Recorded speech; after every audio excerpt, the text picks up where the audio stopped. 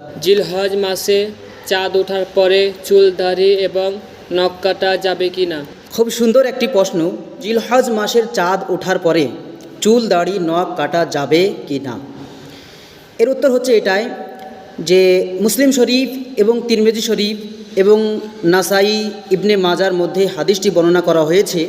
হাদিস নাম্বার 1528, খণ্ড number 3, page number 177।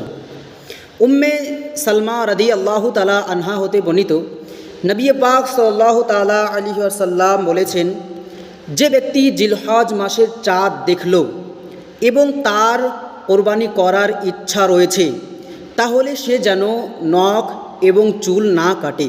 তাহলে আমরা এই হাদিস থেকে বুঝতে পারলাম যে জিলহজ মাসের চাঁদ ওঠার পরে যারা কোরবানি করবে তারা নখ এবং চুল কাটতে পারবে না।